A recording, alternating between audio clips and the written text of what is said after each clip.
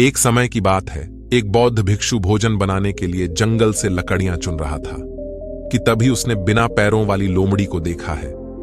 देखते हुए मन ही मन में सोचता है कि आखिर इस हालत में यह जिंदा कैसे है और ऊपर से यह बिल्कुल स्वस्थ है। इस तरह के विचार करता हुआ वह अपने ख्यालों में खोया हुआ था कि अचानक चारों तरफ अफरा तफरी मचने लगती है। जंगल का राजा शेर उस तरफ आ रहा था। खतरे को भांप भिक्षु भी तेजी दिखाते हुए एक ऊंचे पेड़ पर चढ़ गया और वहीं से सब कुछ देखने लगा। शेर ने हिरण का शिकार किया था और उसे अपने जबड़े में दबाकर लोमड़ी की तरफ बढ़ रहा था, पर उसने लोमड़ी पर हमला नहीं किया, बल्कि उसे भी खाने के लिए मांस के कुछ टुकड़ा दिए। ये सब देख भिक्षु आश्चर्य हो गया। शेर लोमड़ी को मारने की बजाय उसे भोजन दे रहा है। भिक्षु मन ही मन में बुदबुदाया। उसे अपनी आंखों पर भरोसा नहीं हो रहा था। इसीलिए वह अगले दिन फिर वहीं आया और छिपकर शेर का इंतजार करने लगा। आज भी वैसा ही हुआ। शेर ने अपने शिकार का कुछ हिस्सा लोमड़ी के सामने डाल दिया। एक बार फिर से ऐसा दृश्य देख भिक्षु मन ही मन में बोला, कदाचित यह भगवान के होने का प्रमाण है। जो वास्तव में ऐसा घटित हो रहा है, वह जिसे पैदा करता है उसकी रोटी का भी इंतजाम कर देता है। आज से इस लोमड़ी की तरह मैं भी ऊपर वाले की दया पर जीऊंगा। ईश्वर मेरी भी भोजन की व्यवस्था करेगा। ऐसा सोचते हुए वह भिक्षु एक वीरान जगह पर जाकर एक पेड़ के नीचे बैठ गया।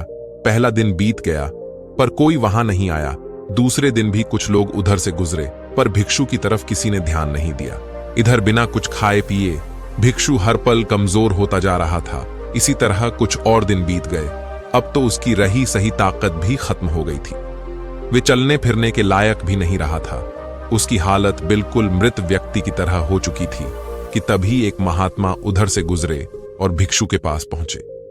महात्मा भिक्षु से पूछते हैं कि क्या हुआ, तुम इधर वीरान जगह पर बैठे हो और ऊपर से तुम बहुत ही कमजोर दिखाई दे रहे हो। तो उसके बाद उसने सारी कहानी महात्मा जी को सुनाई और बोला, अब आप ही बताइए कि भगवान इतने निर्दय कैसे हो सकते हैं। क्या किसी व्यक्ति को इस हालत में पहुंचना पाप नहीं है? बिल्कुल है, महात्मा जी ने कहा, लेकिन तुम इतने मूर्ख कैसे हो सकते हो?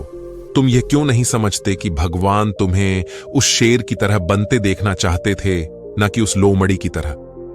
ईश्वर ने हम सभी के अंदर कुछ ना कुछ ऐसा शक्तियां दी है जो हमें महान बना सकती है। जरूरत है कि हम उन्हें पहचाना। इस कहानी में भिक्षु का सौभाग्य था कि उसे उसकी गलती का एहसास करने के लिए महात्मा जी मिल गए, पर खुद भी चौंकना रहना चाहिए कि कहीं हम भी शेर की जगह लोमड़ी तो नहीं बन रहे। दयावान, विचार और व्यवहार वाले मनुष्य एवं जीवों की स्वयं ईश्वर रक्षा और पालन करता है। वह उसके जीवन सुगम और सुखदायक बना देता है।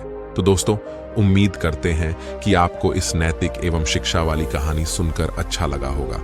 अच्छा लगा हो तो चैनल को सब्सक्राइब और एक लाइक जरूर कर दीजिएगा।